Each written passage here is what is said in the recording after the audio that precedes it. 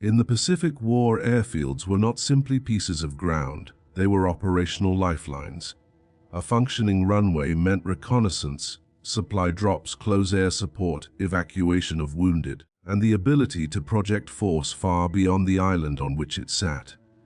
Without an airfield, an isolated garrison was cut off from the wider war. With one, even a small force could hold ground far longer than its numbers suggested. For this reason, the struggle for airstrips across the Pacific was often more intense than the battles for entire islands. Control of a few thousand meters of flattened earth could determine whether a position survived or collapsed. By late 1942, Japanese forces across the Southwest Pacific were under increasing pressure. Their early war expansion had outrun their logistical capacity, and many garrisons were operating at the edge of supply endurance. At the same time, Allied forces were advancing methodically, using air power and naval control to isolate Japanese positions before attempting direct assaults.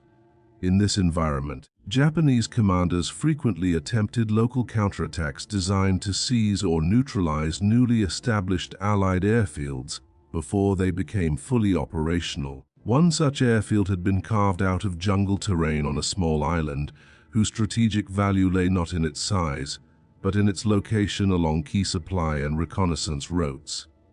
The runway itself was crude, little more than compacted coral and earth, bordered by drainage ditches and surrounded by thick vegetation that limited visibility to a few hundred meters in most directions. The garrison assigned to defend it was small, numbering fewer than 200 effective troops after accounting for maintenance crews, signal personnel, and the ground staff required to keep even a minimal number of aircraft operational. Heavy weapons were limited. Ammunition stocks were sufficient for defense, but not for sustained offensive action. The defenders understood that if the airfield fell, the island would become tactically irrelevant within days. Japanese reconnaissance had identified the airstrip shortly after its completion. From the Japanese perspective, allowing the facility to remain operational posed a growing threat. Aircraft operating from the field could interdict coastal shipping, locate supply barges, and provide early warning of any movement in the surrounding waters. The decision was made to eliminate the airfield through a concentrated ground assault. Approximately 600 infantry troops were assembled from nearby units and transported under cover of darkness. Their objective was straightforward: overwhelm the defenders quickly, destroy the runway and any aircraft present, and withdraw before Allied naval or air response could intervene. The Japanese plan relied on speed and surprise. Night movement through jungle terrain would allow assault units to approach the perimeter undetected. Once contact was made, aggressive infantry tactics, supported by light mortars and machine guns, were expected to break resistance within hours. Japanese doctrine emphasized shock action and momentum, particularly against what commanders assumed would be a lightly organized defense. The defenders, however, had already begun preparing for exactly such an attack. Experience across the Pacific had shown that Japanese assaults often began with infiltration rather than a direct frontal advance. Instead of establishing a continuous perimeter line, the defending commander organized a system of mutually supporting strongpoints around the airfield. Each position was dug in, camouflaged, and connected by pre-planned fields of fire rather than physical trenches. The objective was not to prevent infiltration entirely, which was considered impossible in dense terrain, but to ensure that any enemy movement into the perimeter would be exposed to crossfire once it attempted to attack the runway itself. In addition, the defenders had one advantage that Japanese intelligence had underestimated: communications. Field telephone lines connected the main strongpoints, allowing rapid coordination of fire and movement. Portable radios linked the command post to aircraft operating from nearby bases, though weather and range limited their reliability. Even when air support was unavailable, the internal communication network meant that small defensive units could act as a coordinated force rather than isolated pockets. The Japanese landing took place shortly after midnight. Small boats approached the shoreline at multiple points, unloading troops who moved inland immediately to avoid detection. Initial progress was rapid. Dense vegetation masked their movement, and the defenders' listening posts reported only intermittent signs of activity. By dawn, Japanese assault elements were positioned within striking distance of the airfield perimeter. The first attack began shortly after sunrise. Mortar fire fell on the northern edge of the runway, followed by infantry advancing in small groups, using terrain and vegetation for cover. The assault was aggressive but fragmented. Individual units moved forward independently, expecting to exploit weak points in what they believed to be a thin defensive line. Instead, they encountered overlapping fields of fire from concealed positions. Machine guns and rifles opened simultaneously from multiple directions, forcing the attackers to ground and disrupting their coordination within minutes. Japanese troops attempted to regroup and press forward, but the terrain that had concealed their approach now worked against them. Visibility was limited, and communication between assault elements became difficult under fire. By mid-morning, the initial attack had stalled less than 100 meters from the runway. The defenders did not counterattack. This restraint was deliberate. Their commander understood that leaving prepared positions to pursue retreating enemy troops would expose his small force to encirclement or ambush. Instead, fire discipline was enforced strictly. Ammunition expenditure was monitored, and targets were engaged only when movement or concentration justified it. The goal was not to destroy the attacking force outright, but to prevent it from gaining a foothold on the airfield itself. Throughout the afternoon, Japanese forces attempted to probe the perimeter at multiple points. Small groups infiltrated through vegetation, seeking gaps between strongpoints. Several reached positions within grenade range of defensive bunkers. Close-range fighting occurred in scattered locations, but each penetration triggered coordinated fire from adjacent positions. The strongpoint system prevented local breakthroughs from expanding into wider collapse. By nightfall, the Japanese commander faced a difficult situation. The airfield had not been captured, but his force remained intact and close to the objective. Withdrawal after a single day would concede failure. Yet a direct assault had proven costly. The decision was made to continue pressure through night infiltration, with the intention of launching a coordinated attack at first light. The second day began with renewed mortar fire and a more concentrated infantry assault from the eastern approach, where reconnaissance suggested the defensive line might be thinner. The attack achieved temporary success, with several Japanese squads reaching the edge of the runway. For a brief period, fighting occurred directly on the airstrip itself. But once again, the defenders' communication network proved decisive. Reserve elements shifted quickly to reinforce the threatened sector, and pre-registered mortar fire was brought down on the runway area despite the risk to friendly positions.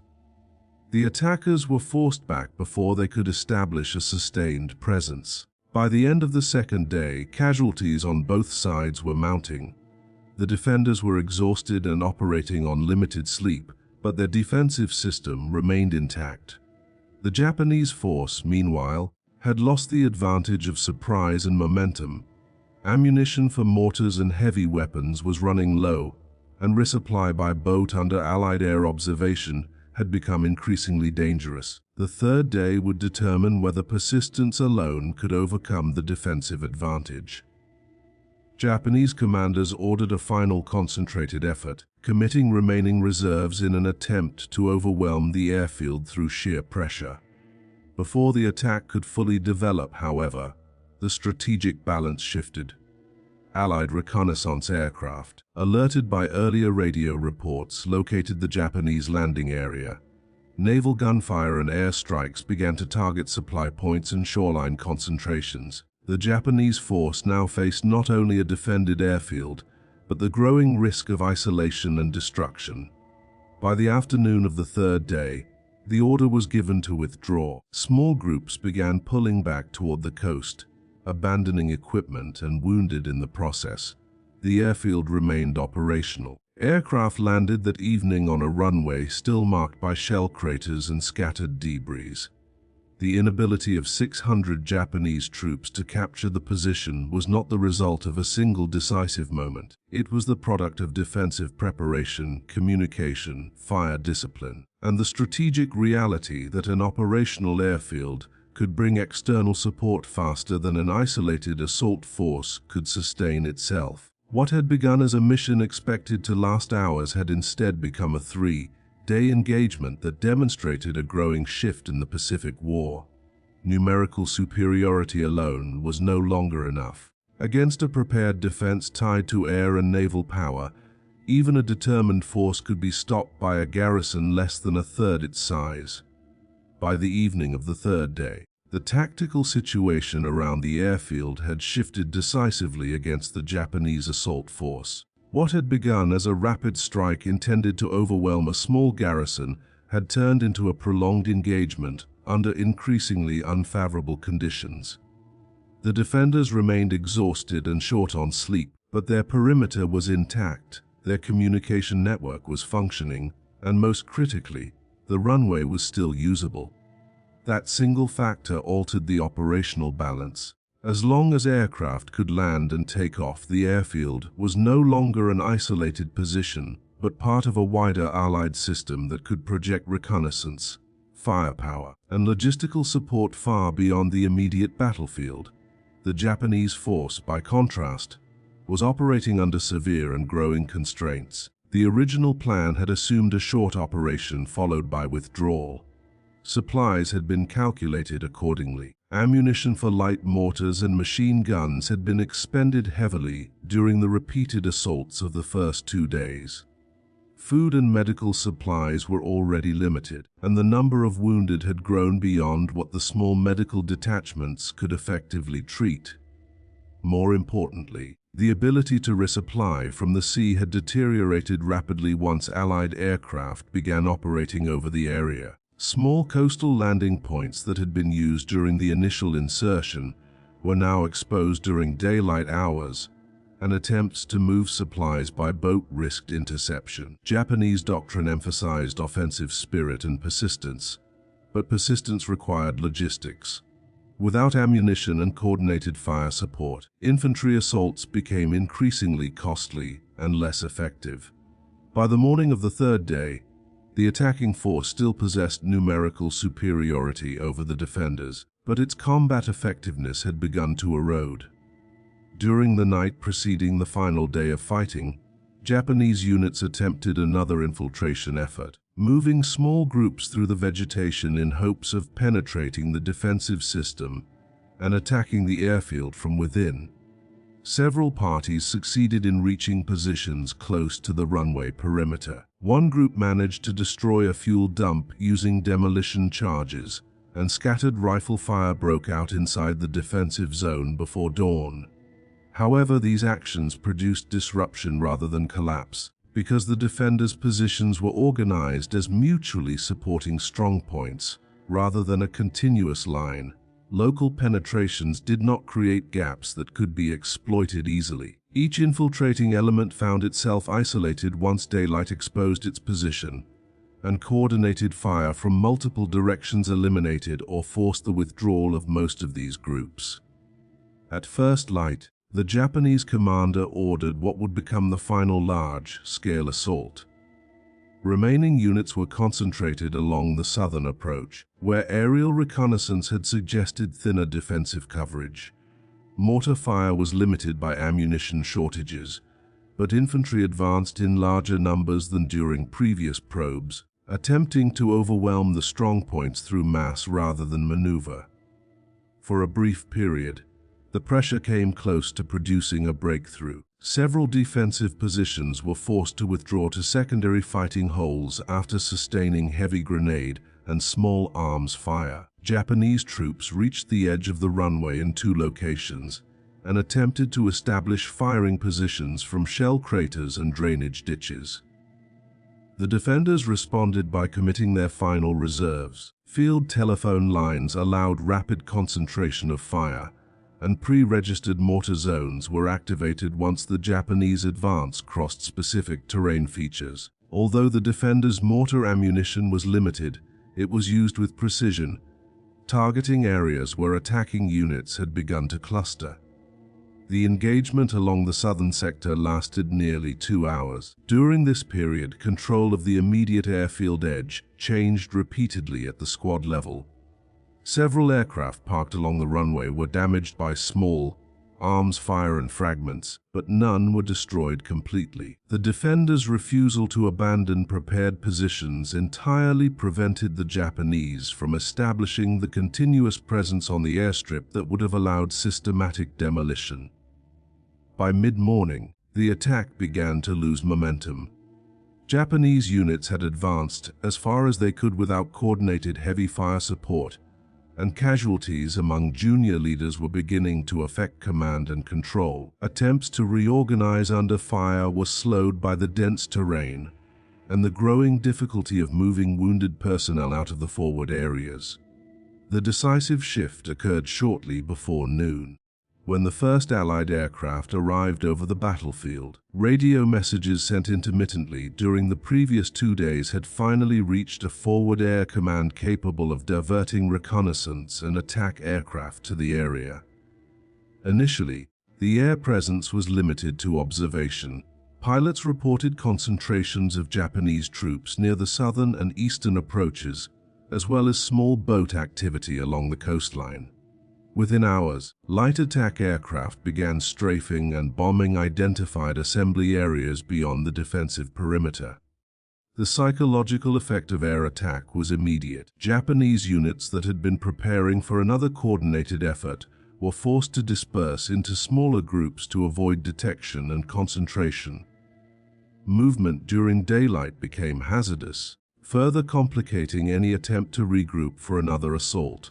At the same time, naval units operating within range were alerted to the situation. Although heavy naval gunfire support was not immediately available, the possibility of coastal bombardment added another layer of risk for any force attempting to remain concentrated near the shoreline. By early afternoon, the Japanese commander faced a decision similar to the one confronting the defenders during the initial phase of the battle, but under far worse conditions. Continuing the assault would require reorganizing scattered units under air observation, with limited ammunition and no reliable supply line. Remaining in place risked gradual destruction through air and naval interdiction. Withdrawal, though costly, offered the only chance of preserving the remaining force. The order to disengage was issued shortly after 1400 hours. Withdrawal under these conditions was difficult. Units closest to the airfield had to break contact while under intermittent fire, carrying wounded where possible and abandoning heavy equipment that could not be moved quickly. Movement back toward the coast was conducted in small groups to avoid air attack, further reducing cohesion. By nightfall, the majority of the surviving force had reached improvised embarkation points. Evacuation by small craft took place over the following hours, though several boats were lost to air attack the next morning as Allied reconnaissance continued to monitor the area. When daylight came on the fourth day, the battlefield around the airfield showed the cumulative effect of 3 days of fighting. Shell craters marked the edges of the runway. Destroyed equipment and abandoned weapons lay scattered in the vegetation. Several defensive positions had been reduced to shallow, collapsed holes reinforced hastily during the engagement. Casualties among the defenders were significant relative to their small numbers, but the unit remained intact and operational. Aircraft resumed regular operations within hours. Engineers filled the worst of the craters using compacted coral and debris. Damaged fuel storage was relocated and reinforced. By the end of the day, the airfield was functioning at nearly its pre-battle capacity.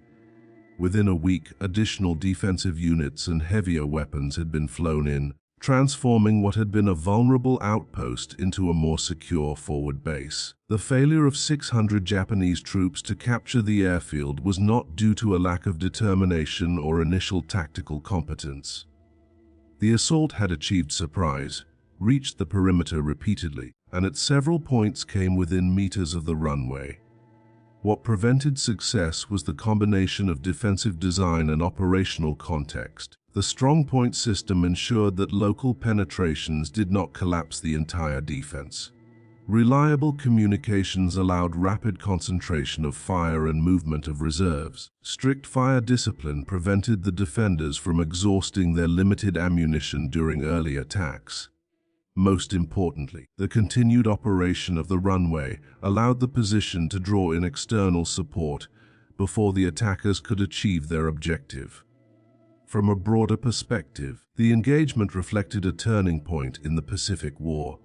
Early Japanese successes had relied on speed, surprise, and the ability to overwhelm isolated positions before Allied forces could respond. By late 1943, the growing reach of Allied air power made such rapid, localized victories increasingly difficult. Any objective that remained operational for more than 48 hours could expect reconnaissance air attack and eventually naval or ground reinforcement. Time, which had once favored the attacker, now worked against him. Japanese after-action reports emphasized the unexpected strength of the defensive system and the difficulty of operating under sustained air observation. Allied reports, by contrast, focused on the effectiveness of prepared positions and communication rather than numerical strength. The defenders had held not because they outnumbered the attackers, but because they had been organized to survive infiltration, coordinate fire efficiently, and maintain control of the runway long enough for external support to arrive. The three-day battle for the airfield did not rank among the largest engagements of the Pacific War, but it illustrated a critical shift in operational reality. Airfields were no longer simply tactical objectives, they were anchors for a wider system of reconnaissance, firepower, and logistics. Once operational, even a small airstrip could transform a local defensive action into part of a larger, integrated response. For the Japanese force, the operation demonstrated the limits of numerical superiority when time and logistics were unfavorable. For the defenders, it confirmed that survival depended less on holding a continuous line than on maintaining a functioning system. Strongpoints, communications, fire discipline, and above all, an operational runway. The airfield had not been held because the defenders were stronger. It had been held because they were able to keep it open long enough for the wider war to reach them.